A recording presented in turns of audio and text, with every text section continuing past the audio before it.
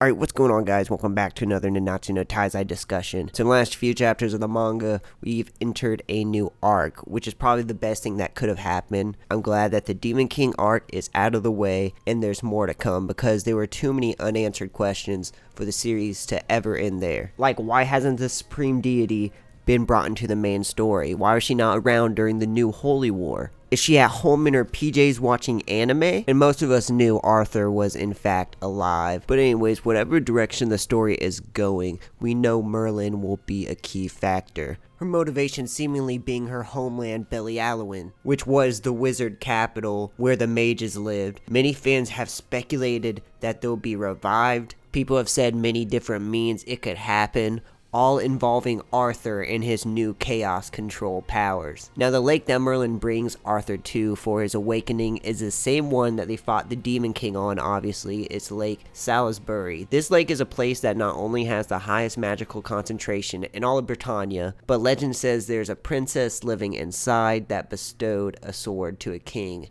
And Lake Salisbury also happens to be located very close to Camelot. Right here they're describing the legend of Excalibur. The human king was a master swordsman named Carfin, and the princess is of course the Lady of the Lake. Cusack forced Arthur to impale himself with Excalibur, but the sword happens to be the key that unlocks Arthur's chaos powers. Merlin also says chaos will return home to the king, so that implies that there was a previous king who controlled the power of chaos. And I believe the priestess of chaos, who now lives in the lake, was a part of that kingdom. So there's a lot of connections there. That could mean there was a kingdom around the same area of Camelot at one point who had a king who could control the power of chaos. It says the age of gods has ended and the age of chaos will return.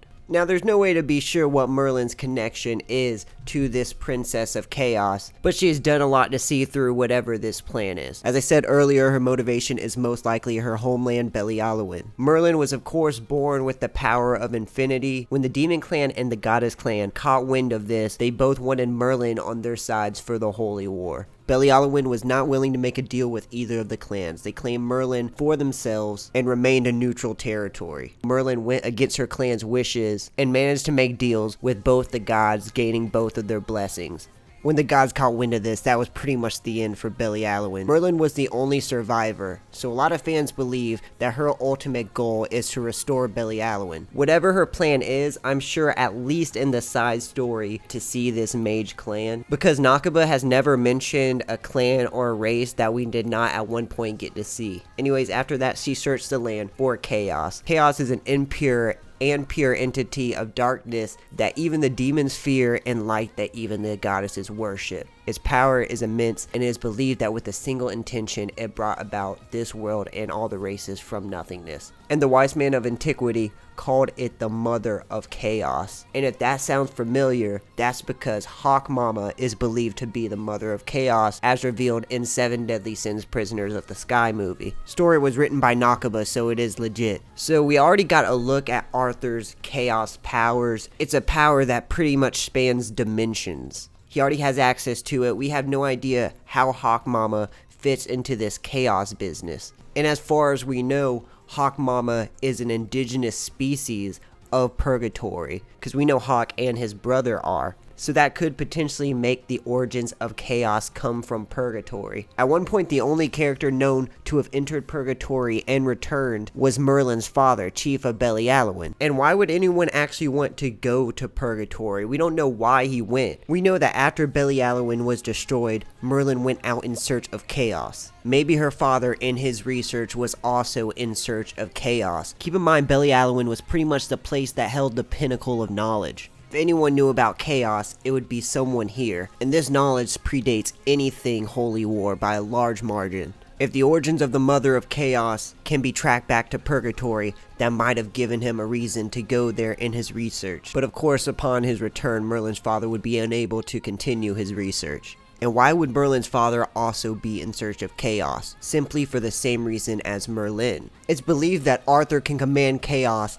and lead Britannia into a new world. Chaos could end the constant wars between clans, and especially people constantly being oppressed by the gods, by finally dividing the realms. I'm sure during the Holy War, the capital of the wizards, who remained neutral, would be in search of such a thing. I also find it strange we don't know who sealed the Demon King in purgatory. Why wasn't he sealed up like the rest of the demons? And why did he not have the ability to leave like Bond did? Between Chaos, Merlin's father, and the Demon King, those are 3 characters with a connection to purgatory. Could this previous Lord of Chaos that was mentioned by Merlin also have a connection to purgatory as well? I feel like it's a good chance. I do believe Merlin's father's journey into purgatory held some importance and possibly could have led to the sealing of the Demon King. But whatever plan Merlin has collaborated with this priestess of chaos, she plans to have Arthur bring Britannia to a new world. And based off what we've seen his powers do, this could potentially mean another dimension. Were you not meant to show me a world I'd never known?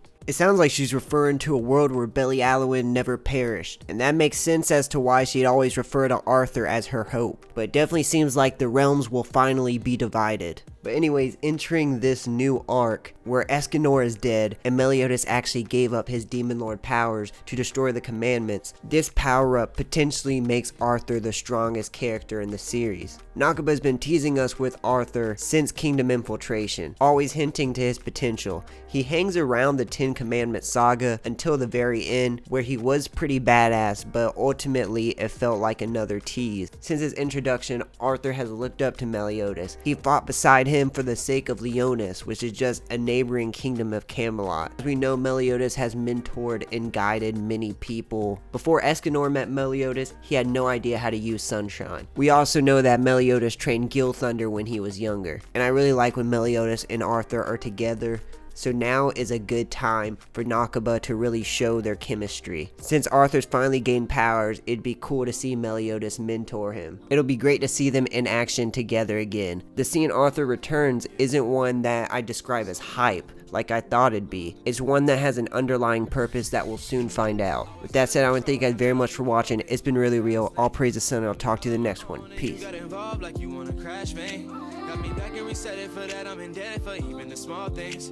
Don't mind fucking up a check as long as you said I make this shit my calling. LB, what you like? Finny girl.